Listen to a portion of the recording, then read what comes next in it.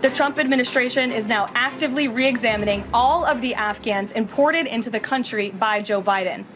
Any individual who threatens our national security or our citizenry will be subject to removal. Welcome to your Newsmax Daily for Tuesday, December the 2nd, now known as Giving Tuesday, a national day to support your favorite charities. So hopefully you didn't spend all of your money shopping Black Friday and Cyber Monday sales. Yes, that was White House Press Secretary Karoline Leavitt in Monday's press briefing, where she also released the results of the president's recent exam after President Trump said he would make his MRI results public. President Trump's cardiovascular imaging was perfectly normal.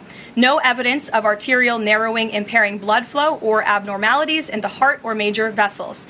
The heart chambers are normal in size, the vessel walls appear smooth and healthy, and there are no signs of inflammation or clotting. Overall, his cardiovascular system shows excellent health. The fact that the White House press corps and Democrats in Congress are questioning President Trump's health and demanding to see test results is beyond laughable. How much hypocrisy can you have? All right, let's start with DHS Secretary Kristi Noem discussing the radicalized D.C. shooter and more on the record with Greta Van Susteren. Secretary of Homeland Security Kristi Noem says authorities believe the shooting suspect was radicalized in the United States, and over the weekend there was another arrest, but this one was in Texas. DHS Assistant Secretary for Public Affairs Tricia McLaughlin wrote on X, quote, "Just one day before the terrorist attack against our National Guard, another Afghan national who was paroled into the United States under Biden's Operation Allies Welcome was arrested for threatening to blow up a building in Fort Worth, Texas," end quote. Secretary of Homeland Security Kristi Noem joins me. Secretary, I know you feel like the rest of us do, and especially since the two guards last week, I mean, they're here in the city I live, making this city safer, and I see them every day. Is that, it's just unthinkable, is it not, that what happened to them? It really is. They both were so young, took an oath to defend this country, volunteered to come here and help keep people safe. And Sarah's family, I know, is absolutely heartbroken. And we're glad to get an update on Andrew. We're still praying for him, hoping he can fully recover and continue to be an inspiration for all of us. Do we not have to be a little realistic on this, on vetting these people? How many have come in under the Operation Allies Welcome, and how in the world do you vet someone's future conduct? I mean, I don't understand how Homeland Security can do that or anybody else can. I know everyone wants to point fingers right now, but how do you begin that task? I just think it's almost impossible. Yeah, well, Greta, you asked how many people came in. We think up to 100,000 people came in under Operation Allies Welcome that may be here that we don't know necessarily who they are or why they came to this country. If they came here truly maybe for asylum, or if they were someone who had nefarious ideas on how to attack Americans or to undermine our way of life. What I would say on the vetting process is that has to happen before they ever come here. They have to be vetted before we allow them to get on a plane and come to the United States of America, so that we know what their intentions are and who they are. And in order for us to do that, I know from the Department of Homeland Security standpoint, we have to have another government and another country that cooperates with us, that shares information with us, that will help us check dates of service and collect biometric information and data. That wasn't done by Joe Biden. It wasn't done by his administration. They did a vetting process, but it wasn't thorough. They didn't look at social media platforms, and that's all of the changes that President Trump is implementing. But is there actually the manpower for that? You say 100,000, and there's the ones who came in on Operation Allies Welcome. But I was down in Colombia at the staging ground for the Darien Gap, and this is after that, but before, I don't remember. But there were so many Afghans there that weren't coming in through that program. I mean, there are so many people coming into the United States, and I realize the border's shut now, but even the ones here, how do you even have the manpower to vet them? Yeah, it's difficult. You know, when I got into this position, Greta, there was a 1.5 million case backlog in asylum claims, which means that many people had applied for asylum that the Biden administration hadn't even looked at yet, hadn't even dealt with their paperwork or processed it. So we have, under the program and recruitment efforts of President Trump, started hiring new individuals in USCIS. That's the agency that does these kinds of applications. We've had an incredible response. Tens of thousands of people have applied to be Homeland Defenders, which means they want to work with us to make sure that only people can come into this country that should be here. But in the meantime, President Trump is absolutely correct to stop all asylum, stop all paperwork, all processing, not let people come here, especially from these countries that aren't stable, that can't help us vet individuals until we know what we're doing, who we're letting into this country, and to make sure that they're properly vetted. The Biden administration completely failed. This individual who conducted this attack opened his application, and his processes and his paperwork and vetting was all done under Joe Biden, and we're not going to operate that way anymore.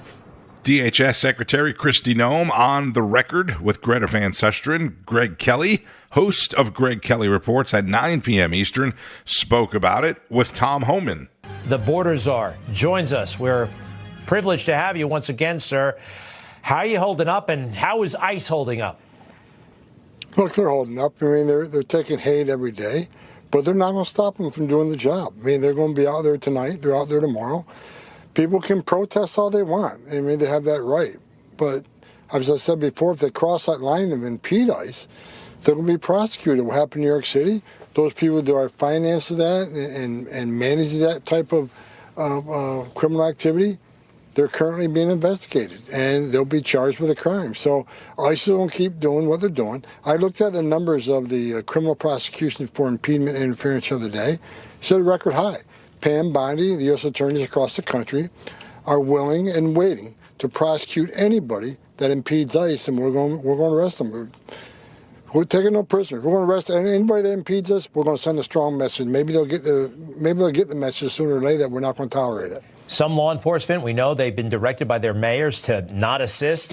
What city is helping you the most cooperative, and what city is helping you the least and really being obstructionist or getting in the way and not helping at all? Look, none of the sanctuary cities are really helping us. Some are, impeding us less. Look, New York City, when Mayor Adams was there, and this is a fact, we agreed that he was going to let me back into Rikers Island, let ICE back into Rikers Island and work those jail cases before they got released into the community. And the city council shut it down. It's the city council that was crazy at the time.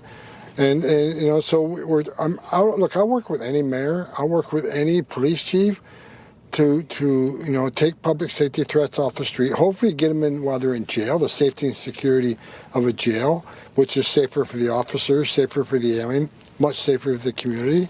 I work with anybody. I don't care what political party they're from. The bottom line is the Democratic leadership in this country, the mayors and the governors, they spend their time vilifying the men and women of ICE and comparing them to Nazis and racists, and they're doing everything they can to impede us. And again, they can sit back and watch us make their cities safer because we're not going to stop doing what we're doing. Shame on them.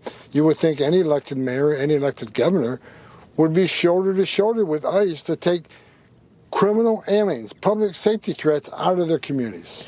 Yeah, it's wild, just crazy, unthinkable, really. Hey, can I ask you, what percentage do we know these guys that we're rounding up are criminals, like they've done some sort of criminal act in America, and how many are just criminals because they broke into the country illegally? Do you have a breakdown on that, those who committed, regular crimes in America versus those who...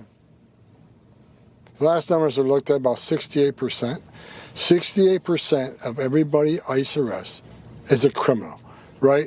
Means you're a convicted criminal pending criminal charges. 68%. So that's almost 7 out of every 10. And that's a fact. But, the media is, spin that. They're saying, well, DUI really isn't a crime. Well, in my opinion, 12,000 people a year die from DUI. I think DUI is a big public safety issue. So DUI is a crime. So, not the left's arguing, well, they're not really crimes. They're not that serious of a crime. I read one story the other day that said less than 1% of everybody ICE arrests is a murderer. I mean, really? That's a level we're going to look at now? No. Like I said, almost 7 out of 10 are criminals. And the other 30%, many of them are national security threats. Most national security threats don't have a criminal history. They're laying low to wait to do the dirty deed they're here for. A lot of them are final orders. These are people in the country legally.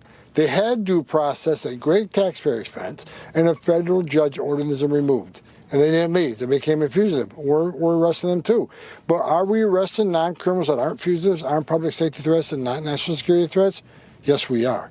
Because I said from day one, if you're in the country illegally, you're not off the table. Just because we're prioritizing the criminals, don't mean we'll forget about everybody else. Just because we're prioritizing the criminals doesn't mean we forgot about everybody else. If you're in the country illegally, you're not off the table. Border Czar Tom Homan on Greg Kelly reports. This level of intensity is great. Is it sustainable? Not only sustainable, we're going to be doing more of it.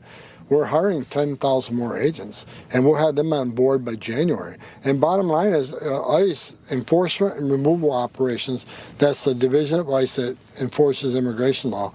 They got about 5,000 officers before the big, beautiful bill. We're hiring 10,000 more. So, we're tripling the size of the workforce. So if you think we're hot and heavy now, wait till next year. Wait till next year. All right. Every mainstream media story on ICE or immigration crackdowns ends with even Trump supporters are not happy with what's happening and how this is going. I have yet to hear from one person who voted for this to say that this is not what they voted for. You can reach out at radio_Marino on X. Operation Swamp Sweep, by the way, is set to get going in New Orleans this week. That's another ICE operation. For some legal perspective on the president's proposal to halt immigration, we go to Newsmax senior judicial analyst, Judge Andrew Napolitano. With us now, Judge Andrew Napolitano, senior judicial analyst there. A lot to unpack, my dear friend. It's a lot in that post. And in terms of looking at that through the legal lens, he wants to do a lot. There's a big appetite. All right, we'll start with the law.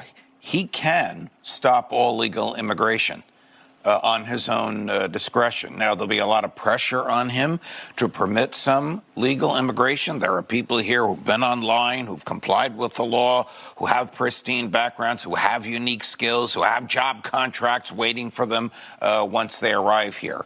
But he has the authority to do that. Eventually, there will be litigation saying, look, you're punishing me for something I didn't do. This is collective punishment. But the statute is clear.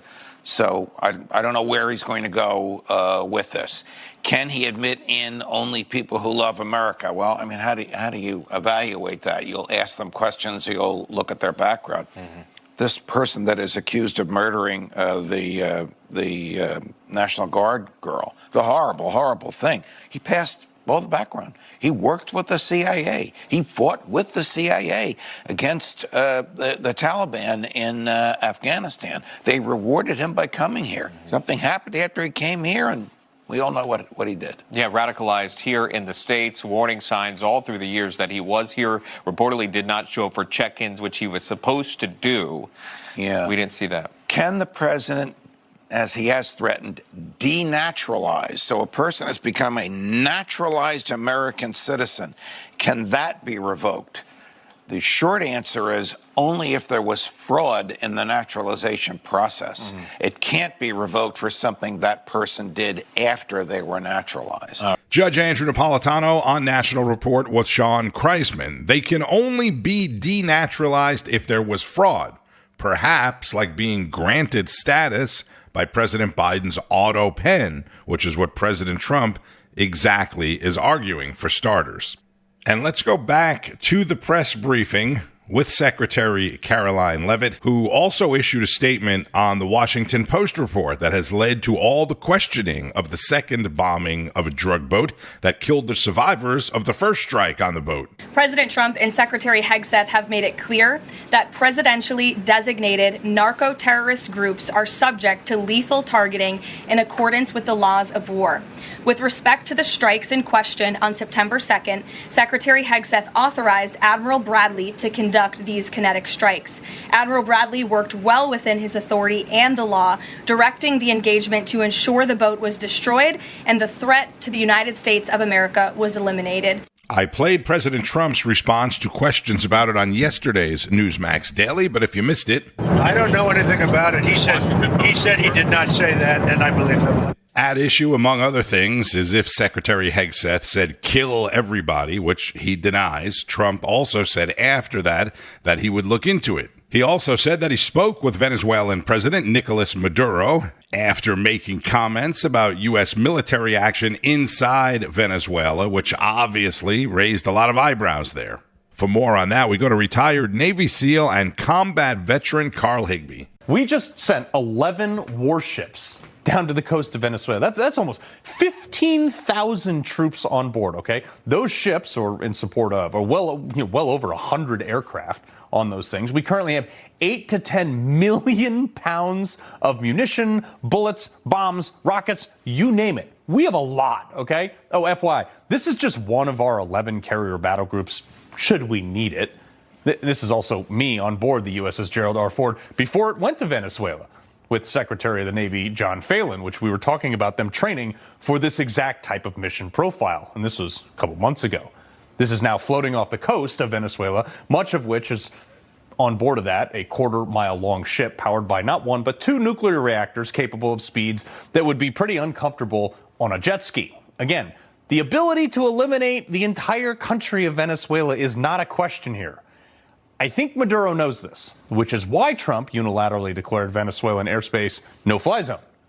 The destroyers have enough Tomahawk missiles to render pretty much every airfield in the country unusable within a few minutes if we want to, and our own air assets can arm, fuel, and launch or relaunch or land a plane every minute to back that up. So it's, again, not a matter of whether we can, it's a matter of whether or not we should, and what avenue we take, and to what end result. So enter the Situation Room with me. See, in the military, we have this thing called a warning order. That's the overall brief, what would be given in a room like this, to whatever the objective is. And here's what's going on behind those closed doors. Striking these drug boats is not the end result. Striking these drug boats is twofold. One, to stop drugs from coming into the country from a declared terrorist entity, which makes it legal now because the cartels have been declared terrorists. Carl Higbie is the host of Frontline, 6 p.m. Eastern. Check it out today. Arizona Senator Mark Kelly, also a combat war veteran and one of the 6 Democrats in that video telling service members or encouraging service members not to follow illegal orders, and who is now under investigation because of that video, a military investigation, thanks to Secretary of War Pete Hegseth. If there is anyone who needs to answer questions in public and under oath, it is Pete Hegseth. Senator Kelly in Capitol Hill conversations yesterday because, of course, now they're going to have a big investigation into this whole thing and waste a lot of time and resources on Capitol Hill. You know what they need to do on Capitol Hill, whether it comes from Republicans, Democrats, wherever. And we've heard about this many times before, but nothing ever gets done. They need to pass a law that only allows credit card companies to charge a certain amount of interest. That's all Americans care about right now. The majority of Americans are drowning in credit card debt because interest is 27, 28, 29%. You talk about ripping the people off, blatantly ripping the people off. This is the biggest issue in the country that nobody in Washington is talking about. They're talking about who said what before we blew up some drug smugglers, and if we should have blown up the drug smugglers. Next week, the Federal Reserve may cut interest rates again another 1/4 point, which will mean almost nothing to your wallet. And speaking of war, Special Envoy Steve Witkoff and Jared Kushner, President Trump's son-in-law, will be meeting with Russian President, or are scheduled to meet with Russian President Vladimir Putin in Moscow today. This, of course, after the weekend meetings in Miami with Ukrainian officials. The Kremlin is saying that Moscow is open to peace talks, but that its war goals must be achieved first, meaning they are not going to agree to any deal unless they get what they want. The land that they want, the parts of Ukraine that they've been fighting for. They're not going to fight for nearly 4 years. February will be 4 years and walk away after all the death of Russians and the billions of dollars. They're not going to walk away with nothing. And with the White House fully immersed in Christmas now, thanks to the First Lady, Melania Trump, let's shift gears a bit to Finnerty. On another note tonight, the Trump White House and the Biden White House seem to have a very different take on how to celebrate the birth of Jesus Christ. Joe and Jill Biden used the holiday to virtue signal and to push woke LGBTQIA plus things. That was their agenda. And that agenda was rejected by America resoundingly last year. But here's a look back at the Biden family Christmas.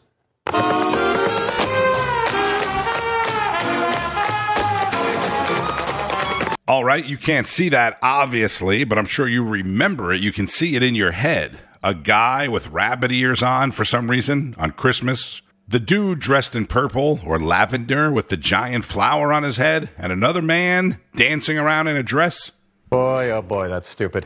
Never made much sense, did it? Did this ever make sense to you? Right? What is happening here? Right? It wasn't festive and cute. It was disturbing. And now take a look at the 2025 White House Christmas, the Trump Christmas, just completed today. You might be noticing that not included in the Melania Trump Christmas setup is anything from the Biden Christmas setup, where an auto pen replaced the traditional star on top of the tree. The White House returned to traditional values, and it probably looks a lot like your house looks tonight, too, and that's a good thing. Well, my house, unfortunately, doesn't have a dozen or more huge Christmas trees, but it looks like white is the theme of the White House Christmas trees this year. If you're buying a Christmas tree or decorations at Costco, consider this. The Warehouse Club, which sells all kinds of imported products, mainly from China, is suing the Trump administration over tariffs, looking for a refund on the duties it paid because of Trump tariffs. You may want to go to Sam's Club. I'm just saying. On Wall Street, the stock market's opened slightly higher this morning after closing lower yesterday, which snapped a 5-day win streak. So let's get back to the winning on Wall Street. Billionaire Michael Dell and his wife Susan, through their foundation, announced a $6.2 billion donation to fund Trump accounts for 25 million U.S. children. Awesome.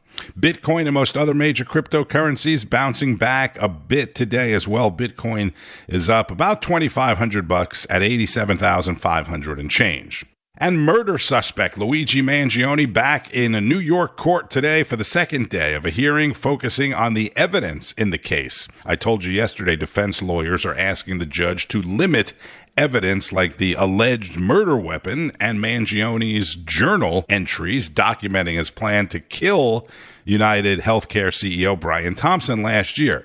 They're arguing that the arresting police officers illegally seized the evidence from his backpack without a warrant. Back in September, they did get a win, though, when the judge dismissed terrorism charges against Mangione. Be sure to keep up with all of today's news and breaking developments on Newsmax, N2, and at Newsmax.com.